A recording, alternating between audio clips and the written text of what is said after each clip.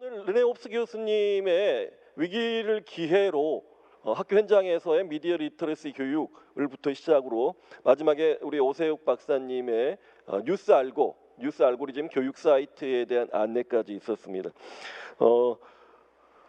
온라인에서도 정말 반응이 뜨겁고요. 한국언론진흥재단이 정말로 위기를 기회로 살려냈구나라는 생각이 듭니다. 저도 해마다 국제 저널리즘 컨퍼런스에 계속 참여해 왔었는데 올해처럼 이렇게 실제로 수용자들의 시청자들 또는 이용자들 뭐라고 표현해야 할까요? 반응을 직접 들을 수 있고 이렇게 지역적 제한을 떠나서 뭐 100명밖에 수용 못하다든가 이런 것이 아니라 함께 모여서 저희들이 가상 공간에서 모든 사람들이 함께 할 수 있는 이런 새로운 기회를 만들어냈다라는 것이 굉장히 놀랍습니다. 자, 그러면 죄송합니다. 이게 통역기가 떨어져 가지고 아까 지금 사실은 우리 미국에 계시는 두 분 교수님들은 너무 늦은 시간이라 정말 죄송할 정도로 감사한데 아까 이미 우리 르네 홉스 교수님께 많은 질문들을 드렸었고요. 실질적인 답변도 들었습니다. 미디어 리터러시 교육은 3세 또는 5세에서부터 시작하는 것이 좋고 가정에서부터 시작하시는 것이다라는 현실적인 제안을 해주셨는데요. 홉스 교수님께 아까 뭐 여러 가지 질문 드렸으니까 역시 오늘 온라인으로 유튜브로 올라온 질문 중에 실질적인 질문 하나를 더 드리고 싶습니다. 한국의 한 대학 교수님께서 직접 질문 주신 건데 아마 이 부분에 어려움을 겪고 계시나 봐요. 온라인으로만 강의를 하고 있어서 대면 수업을 병행하지 않아도 학생들과의 관계 형성이나 학습 지원에 전혀 어려움을 느끼지 않으시는지 어떤 조언을 좀 주셨으면 좋겠습니다라는 질문을 한국의 대학 교수님이 지금 유튜브를 통해 주셨습니다.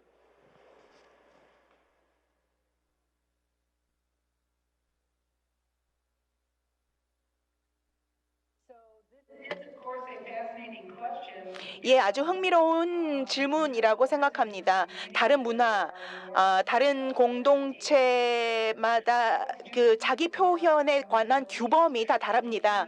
이 학생 중에는 중동 출신도 있거든요. 근데 줌 회의에서 자기 얼굴을 보여주는 것을 꺼려하는 학생들도 있습니다. 저도 그 줌을 거의 사용하지 않습니다. 가르칠 때는요. 왜냐하면은 천천히 대화하는 것이 서로 존중하고 신뢰하는 그런 관계를 만드는 데 효과적이다고 생각하기 때문입니다. 근데 천천히 대화하는 것이 무엇입니까? 이메일 하는 것. 이러면서 사람들이 경험을 하는 거죠. 하워드 교수님께 이메일을 보내면요, 한 이틀 후에 답장이 오죠. 그러면은 그 답장을 읽으면서 사고를 하고 생각을 하고 그다음에 꼼꼼하게 답변을 작성을 해서 또 보냅니다. 이런 식으로 천천히 대화하는 것, 그렇게 threaded discussion이라고 하죠. 이렇게 꼬리와 꼬리를 이어가는 그런 논의가 이렇게 천천히 진행되는 것입니다. 그러니까 동시에 모든 학생들과 함께 그 대화를 하는 것보다는요, 이런 식으로 비주얼 인터랙션을 이런 식의 꼬리를 무는 그런 논의, threaded communication이나 discussion이나 아니면 이메일을 통해서 이런 식으로 그 학생들과 한 명씩 그렇게 대화를 하는 것입니다. 이런 식으로 실시간 하는 것도 좋지만요, 그것보다는 지난 인류 역사상 이렇게 깊이 있는 그리고 의미 있는 관계는 편지를 서로 쓰면서 교환하면서 되지 않았습니까? 그러니까 그런 것을 우리 지금도 하면은 된다고 생각합니다. 여전히 유효한 방식이라고 생각합니다. 네, 홉스 교수님 답변 감사합니다. 천천히 대화하기라고 말씀하셨는데 아마 질문을 주신 이 한국대학의 교수님도 좀 그런 그 조급함이 있을 거예요. 왜냐하면 저도 사실은 이 질문 주신 교수님과 같은 경험입니다.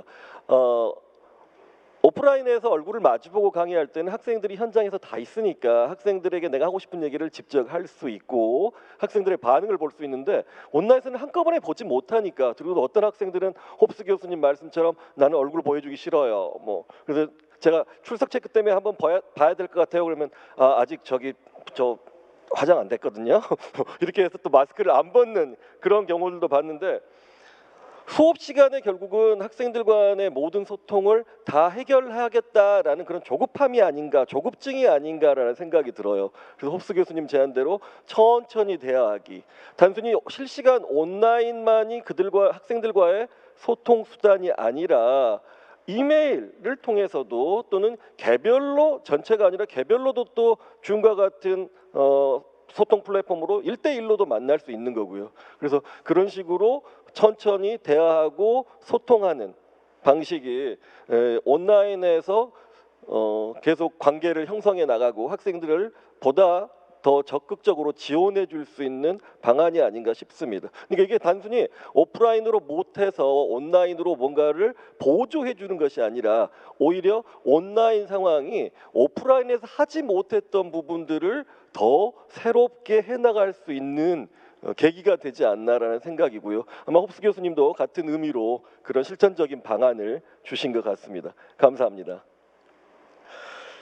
자, 슈나이더 교수님 뭐 워낙에 열정적인 분이라 제가 질문 하나 드리면 1시간씩 답변을 해주실 것 같은데 아까 슈나이더 교수님이 현장에서 저널리즘 현장에서 기자로 또 일하시다가 결국은 뉴스 리터러시 교육의 필요성을 느끼고 교과목을 대학에서 개발하시고 그거를 다른 대학으로 확산시키고 이제는 고등학생들을 비롯한 K-12에까지도 확산시키는 작업을 하고 계시는데 그런 의미에서 뉴스 리터러시 교육을 위해서 대학 현장의 교수진들만 학교 현장의 교사들만 노력할 것이 아니라 다양한 주체들이 노력을 해야 될 것 같은데요. 미국에서 실제로 그 언론사의 편집장도 하셨는데 언론사나 뭐 뉴욕타임스도 될 수 있겠고 또는 로컬 뉴스페이퍼도 될 수 있을 것 같고 로컬 방송국도 가능할 것 같고요. 언론사나 구글이나 페이스북 같은 디지털 플랫폼들은 뉴스 리터러시 교육을 위해서 어떤 노력들을 하고 있는지 궁금합니다라는 질문이 올라왔습니다. 교수님.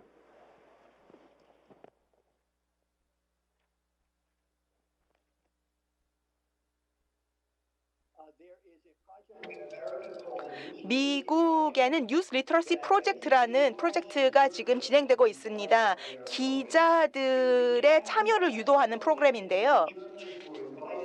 기자들을 초대해서 교실로 아예 초대를 했죠. 앨런 밀러라는 기자가 시작한 프로그램입니다. 그래서 이것은 이제 온라인으로 옮겨왔는데요. 그래서 기자들이 참여를 해서 학생들을 대상으로 우리가 어떻게 일을 하고 있고 어떻게 팩트 체크를 하고 있는지 그리고 일을 하면서 뉴스룸에서 뭐 그 뉴스를 보도하는 것은 어떤 작업인지 이런 것을 학생들에게 가르쳐 주는 것입니다. 이런 식의 기자의 개입이 중요하다고 생각합니다. 우리 모두 다 기자는 아니지만요. 미국에서는 기자가 그렇게 인기 있는 직업은 아닙니다. 그래서 조심스럽게 말씀을 드리고 있지만 저는 학생들에게 기자처럼 사고해라라고 이야기를 우리가 계속하고 있습니다. 그러니까 기자가 되라가 아니라 기자처럼 사고하는 것이 필요하다고 많이 강조를 하고 있습니다. 그리고 또 유명한 기자들의 강연을 동영상으로 찍어서 저희 교과 과정에 포함시키는 일도 하고 있습니다. 네, 뭐 어떤 특정 기관이나 단체에서만 해서 될 일도 아닌 것 같고요. 그만큼 사회적으로 중요한 가치가 있는 부분이고 그런 공감대는 이미 형성되어 있는 것 같습니다. 그래서 뭐 제가 알기로도 구글에서도 뭐 여러 가지 뉴스 미디어를 위해서 활동하고 있는 것들도 있고요. 뭐 그런 측면에서 국내에서도 이 플랫폼들과 언론사들도 조금 더 미디어 리터러시, 뉴스 리터러시에 적극적으로 참여해야 하고 저희들도 또 문을 열어야 되지 않을까라는 생각입니다. 답변 감사합니다. 자, 우리 김익현 소장님께도 질문 하나 드리겠는데요. 사실 저희들이 이제 가짜 뉴스, 허위 정보 이런 말씀 해주셨는데 명백하게 팩트가 틀린 그런 거 말고도 뭔지 좀 의도가 불분명하거나 조작되거나 사실 뭐 가짜 뉴스라고는 아니지만 멀쩡하게 언론사에서 기자가 쓴 건데 뭐 제 개념으로 말하면 불량 뉴스가 될 수도 있을 것 같은데 이런 것들도 나오고 있고요. 더군다나 기존 언론들이 출처도 불분명하고 허위 정보가 분명한 것 같은데 그걸 또 언론에서 확대 재생산하는 이런 경우들도 많습니다. 이런 부분들은 좀 저희들이 어떻게 대처해야 할지 언론인 입장에서 또 수용자 입장에서 조언을 좀 주시죠. 예, 사실 그 이 명백한 허위 정보 못지않게 말씀하셨던 그런 문제들이 뭐 국내 언론 특히 국내 언론에서 최근에 많이 문제가 되죠. 그래서 아마 생산자 입장, 수용자 입장 두 가지 질문을 하셨는데요. 저는 이제 뉴스 생산자들의 생산물을 보면서 크게 두 가지 문제를 좀 느낍니다. 하나는 굉장히 목적의식이나 정파성이 좀 강해 보이는 기사들이 너무나 많다. 아까 제가 아까 말씀드릴 때 뭐였죠? 동기화된 추론이라고 말씀을 드렸는데 뭔가 그 목적의식에 따라서 거기에 부합하는 정보들만 좀 선별 보도하는 경향들, 이런 경향들이 좀 많이 있는 것 같고요. 그래서 그런 부분들은 언론사들이 좀 이게 사실 객관성 내지는 뭐 불편부당성이라고 하는데 여기에 대한 좀 문제의식을 좀 더 가질 필요가 있어 보이고, 또 하나는 맹목적 인용입니다. 무슨 얘기냐면 워낙 지금 정파적인 대립이 강하다 보니까 그 언론의 생리를 잘 알기 때문에 어떤 주장을 하면 언론들이 검증 없이 그대로 보도를 하는 거죠. 왜냐하면 뉴스 가치가 있는 사람이 보도를 하기 때문에, 그 얘기를 했기 때문에. 근데 사실은 이제 언론들은 단순한 전달자 역할에 만족할 시기는 전 지났다고 봅니다. 언론 나름대로 이 과연 이 사람이 이런 주장을 했는데 팩트가 맞느냐, 내지는 무슨 의도가 있지 않느냐, 이런 데 대한 문제의식을 좀 가질 필요가 있어 보이고요. 수용자들도 이제 마찬가지입니다. 언론 워낙 최근에 언론 보도에 대한 신뢰성이 좀 많이 떨어지긴 했지만 수용자들은 좀 비판적이고 약간은 언론 보도를 좀 의심해보는, 그러니까 의심이라는 게 좀 표현이 좀 그렇습니다만 언론 보도에 대해서 그냥 무작정 신뢰할 게 아니라 이게 뭔가 문제는 없는지 체크리스트들 뭐 이런 것들을 좀 가동시켜 보면서 좀 주체적으로 소비하는 그런 부분이 굉장히 강할 것입니다. 이게 더 중요한 이유는 지금 워낙 전파를 빨리 시킬 수 있는 시대가 됐기 때문에 수용자들의 주체성, 그게 좀 더 중요하지 않을까 그렇게 생각합니다. 네, 감사합니다. 아까 번역하신 저널리즘 가짜 뉴스 허위 정보에 대한 정보 요청이 많아서 그냥 간략하게 짧게 답변 주셨으면 하는데요. 그 책 번역하시면서 본인도 새롭게 알게 된 이런 내용은 정말 모든 사람들이 꼭 알았으면 좋겠다라는 게 있으면 한 가지만 좀 소개해 주시죠. 예, 제일 저거 한 거는 제가 이게 예전에는 허위 정보가 굉장히 심각하다고 생각했는데 지금 현재 정보 무질서 현상은 그 문제만이 아니구나. 오히려 맥락과 의도 이런 것들이 종합적으로 굉장히 중요한 문제구나 하는 걸 느꼈고요. 그 부분은 책을 참고하시면 될 것 같고, 하나 그랬는데 두 번째는 사실은 무슨 이 책 선전을 하려고 이 말씀을 드리는 건 아닌데, 그 책이 어떤 완성된 교육을 위한 게 아니라 사실은 교육의 출발점으로 굉장히 좋습니다. 뭐냐면 관련 링크라든가 자료들이 굉장히 풍부하게 돼 있어요. 그래서 PDF 파일로 보시면 추가적으로 공부하기에 굉장히 좋은 이런 자료입니다. 그래서 그런 부분들도 잘 활용하시면 많은 도움이 될 것 같습니다. 네, 이상입니다. 네, 감사합니다. 참고로 말씀하신 책은 한국언론진흥재단 홈페이지에서 무료로 다운로드 받으실 수 있습니다. 자, 호주에 계신 박소라 교수님께 질문 드리고 싶은데요. 호주에 대한 궁금증도 되게 많습니다. 근데 특히 여기서 궁금해하시는 게 한국에서도 미디어 리터러시를 실시하고 있고요. 정부에서도 많은 관심을 가지고 있습니다. 그런데 거버넌스의 문제에서 과연 누가 이거를 주도해 나가고 어떤 엄브렐러로 만들어 나갈, 어떤 스트럭처로 구조로 만들어 나갈 것인가라는 또 논의가 진행되고 있는 것 같습니다. 호주에서는 지금 네트워크 모델도 말씀해 주셨는데 정부도 주도하면서 또 민간 기업들도 민간 단체들도 협동하고 있는데 이렇게 모델이 잘 진행되고 있는 이유는 무엇이고 실질적으로 미디어 리터러시의 이 거버넌스의 실행 주체는 누가 되고 있는 건지 궁금해하고 있습니다.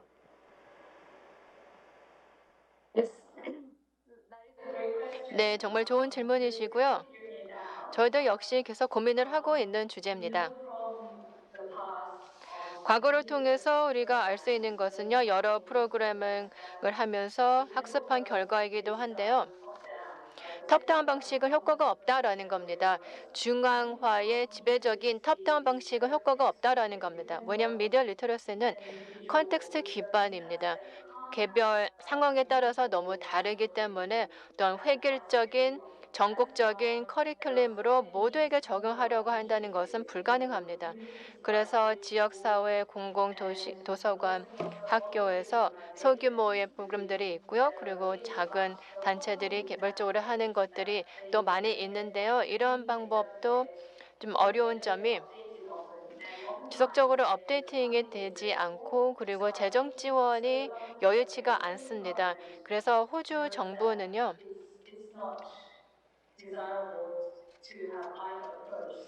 이 두 가지 방법을 각자 따로 하기에는 좀 어렵다. 그래서 좀 더 유기적으로 풀뿌리에서 시작되는 미디어 리터러시 구상을 생각을 하면서 거대한 지붕 아래에서 관리를 하는 것을 얘기를 하고 있습니다. 그래서 정부가 코디네이터 역할을 하는 거죠. 뭔가를 주도적으로 끌고 가기보다는요.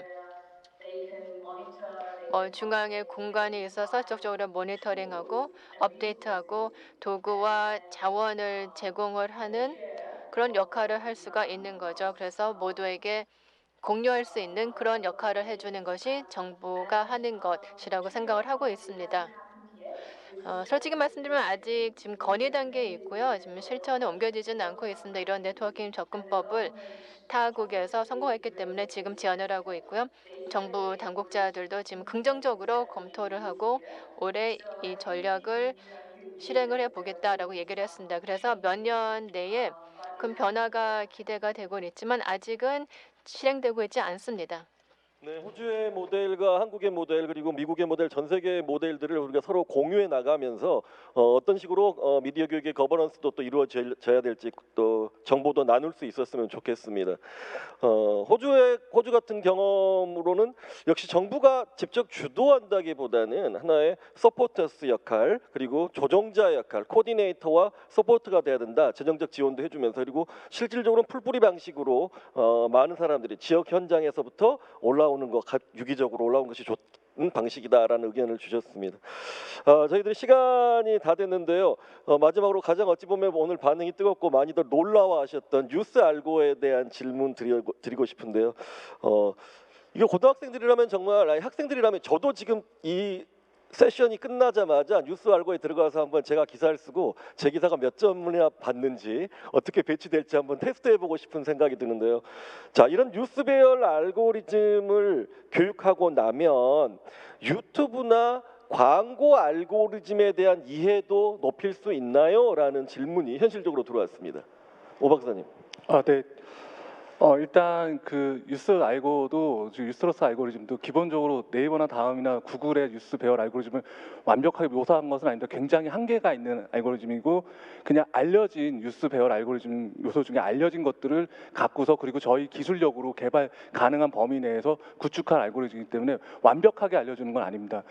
하지만은 대략 이러한 방식으로 돌아가고 있고 그리고 이러한 방식으로 돌아갈 때 한계가 무엇이고 완전하게 돌아간다 하더라도 어떤 한계가 있으며 그럼에도 불구하고 할 수 없는 것들이 있다라는 점을 알려주는 교육용 알려주는 목적으로 만들었습니다. 그렇기 때문에 유튜브나 광고 알고리즘도 유튜브도 알려진 요인들이 있습니다. 완벽하게 유튜브 추천 알고리즘 어떻게 작동하고 있는지에 대해서 알려진 부분은 전혀 없지만은 알려진 요인들은 있습니다. 그 요인들을 활용해서 이러한 방식으로 뉴스 추천 영상으로 어떤 것이 올라가는 거를 뉴스 알고와 같은 형식으로 만들어줄 수는 있습니다. 근데 그러기 위해서는 새로운 또 개발이 필요할 거고요. 광고 알고리즘도 마찬가지로 기본적으로 알려져 있는 요인들이 있기 때문에 그 요인들이 어떻게 작동하는지를 구현하고 대신에 이것들이 갖고 있는 한계가 무엇인지에 대해서는 분명히 명기를 해야 될 것 같습니다.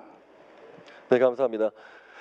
자, 오늘 세션 미디어 리터러시의 확장과 재해석이라는 주제로 기조강연과 네 분의 발표를 들어봤는데요. 인공지능 시대가 되면서 더욱더 많은 저희들이 알 수 없는 뉴스와 정보들이 생겨나는 것 같습니다.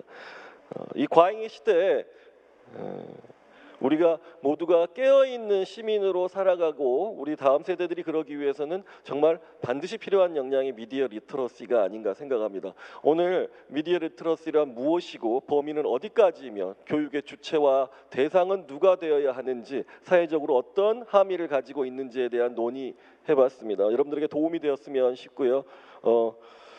자, 오늘 밤늦은 시간까지 특히 미국에서 참여해주신 두 분 교수님, 그리고 호주의 박소라 교수님, 현장에 계신 두 분 감사드립니다. 그리고 무엇보다도 주말 오전 시간 미디어 리터러시에 대한 이해와 한국언론진흥재단 저널리즘 컨퍼런스에 관심을 가지고 함께해 주신 여러분들께 감사드립니다. 고맙습니다.